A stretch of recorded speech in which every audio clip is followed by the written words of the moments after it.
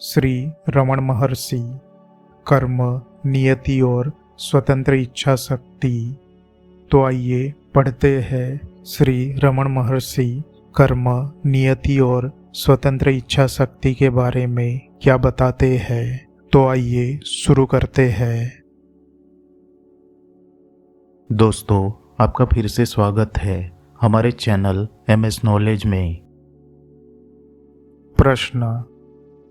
ज्योतिष शास्त्र अनुसार ग्रहों के प्रभाव को ध्यान में रखकर आगामी घटनाओं के बारे में भविष्य कथन किया जाता है, क्या वह सत्य होता है? श्री रमण उत्तर देते हैं, जब तक आप में अहम भाव विद्यमान होता है वह सब सत्य है। अहंकार नष्ट होने पर असत्य है। प्रश्न। क्या इसका मतलब यह है कि निरहंकार महात्माओं के लिए ज्योतिष शास्त्र असत्य है? श्री रमण उत्तर देते हैं, कौन शेष रहता है जो कहता है कि वह सत्य नहीं है। दर्शन तभी होते हैं जब दृष्टा हो। निरहंकार पुरुष देखते हुए देखे तब भी वस्तुतः देखते नहीं होते। नियति पूर्व कर्मों का परिणाम है और उसका संबंध शरीर से है। शरीर अपनी अनुकूलता के अनुसार कर्म करे, उससे आपका क्या संबंध है? आप उस तरफ ध्यान क्यों देते हैं? यदि कोई घटना घटती है तो वह मनुष्य के पूर्व कर्मों का, ईश्वर इच्छा का एवं अन्य कारणों का परिणाम है। प्रश्न। वर्तमान पूर्व कर्मों का परिणाम माना जाता है। क्या हम वर्तमान में अपनी स्वतंत्र इच्छा से पूर्व कर्मों से पर हो सकते हैं? श्री रमण उत्तर देते हैं, देखिए कि वर्तमान क्या है। यदि आप ऐसा करेंगे तो आपको मालूम होगा कि वर्तमान से क्या प्रभावित होता है तथा भूत एवं भविष्य किसके लिए है। साथ साथ आप यह भी जान लेंगे कि नित्य विद्यमान तथा नित्य मुक्त तथा भूत भविष्य से एवं पूर्व कर्म के प्रभाव से अस्पृष्ट क्या है। प्रश्न। क्या स्वतंत्र इच्छा शक्ति का अस्तित्व है? श्री रमण उत्तर देते हैं, वह किसकी है? जब तक कर्तृत्व बुद्धि है तब तक भोग तथा व्यक्तिक इच्छा शक्ति का ख्याल रहता है। लेकिन यदि विचार के अभ्यास से कर्तृत्व बुद्धि नष्ट हो जाए तब ईश्वर इच्छा कार्य करती है और घटनाक्रम का नियंत्रण करती है। आत्मज्ञान से नियति जीत ली जाती है। ज्ञान नियति एवं स्वतंत्र इच्छा शक्ति से पर है। प्रश्न। मैं समझ सकता हूँ कि मनुष्य के जीवन के जन्म, देश, राष्ट्रीयता, परिवार, व्यवसाय, विवाह, मृत्यु इत्यादि प्रमुख घटनाएं उसके पूर्व कर्म से निर्धारित होती है। लेकिन क्या जीवन की छोटी छोटी बातें भी नियति से निर्धारित होती है? उदाहरण के लिए मैं मेरे हाथ में रहे हुए इस पंखे को जमीन पर रखता हूँ। क्या ऐसा हो सकता है कि इस विशेष दिवस पर, इस विशेष समय में इस पंखे को इस तरह जमीन पर रखूंगा इत्यादि बातें भी पूर्व निर्धारित थी? श्री रमण उत्तर देते हैं, निश्चित रूप से शरीर जो भी करता है, जो भी अनुभव उसे होते हैं, वह सब उसके अस्तित्व में आने के समय ही निश्चित हो गया होता है। प्रश्न। तो मनुष्य की स्वतंत्रता एवं उसके कर्मों की जिम्मेवारी का क्या होता है?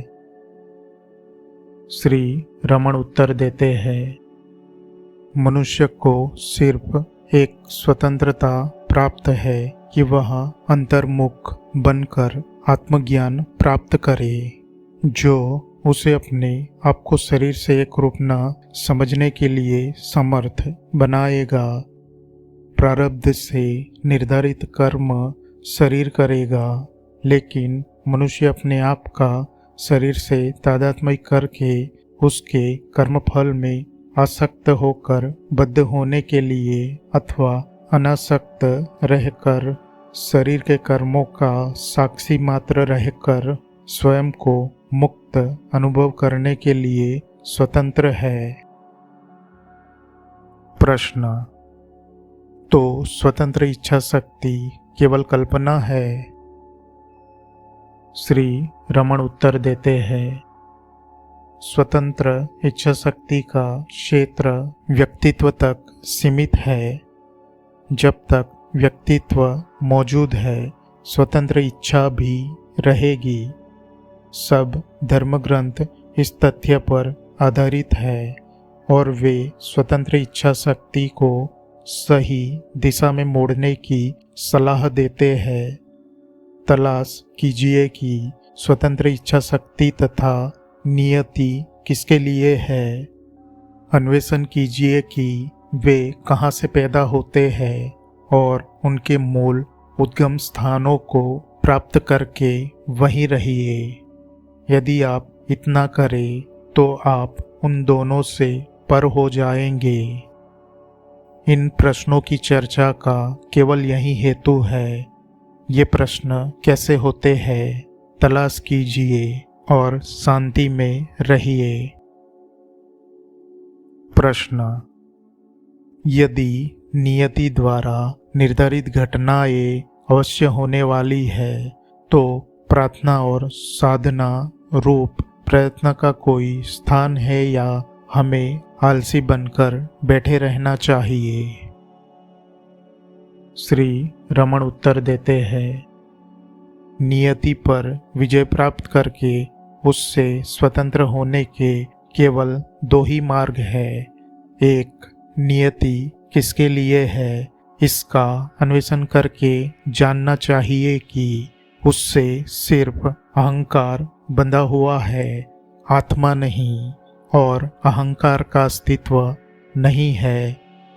2, ईश्वर के समक्ष पूर्ण आत्मसमर्पण द्वारा अहंकार का नाश कीजिए और स्वयं को असहाय जानकर निरंतर कहते रहिए, हे नाथ, मैं नहीं हूँ, तू ही है। और इस तरह मैं तथा मेरा का ख्याल छोड़कर ईश्वर जो भी उसे ठीक लगे वह आपके साथ करे, उसे फरियाद किए बिना स्वीकार कीजिए। भक्त ईश्वर से यह या वह मांगता रहे तो यह पूर्ण शरणागति नहीं मानी जाती है। सच्चा आत्मसमर्पण ईश्वर के प्रति सिर्फ ईश्वर के लिए प्रेम है, मोक्ष के लिए भी नहीं। दूसरे शब्दों में, अहंकार का संपूर्ण उन्मूलन ही नियति को जीतने के लिए आवश्यक है। यह उन्मूलन चाहे आप आत्म अनुसंधान से करें, चाहे भक्ति मार्ग से करें। धन्यवाद। वीडियो पसंद आए तो लाइक शेयर जरूर करें और चैनल को सब्सक्राइब जरूर कर ले और बेल आइकॉन को भी दबा दे ताकि हमारे लेटेस्ट वीडियो की नोटिफिकेशन भी आपको मिलती रहे।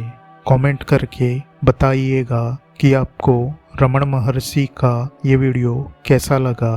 तो मिलते हैं अगले वीडियो में, तब तक के लिए धन्यवाद। आपका दिन शुभ हो।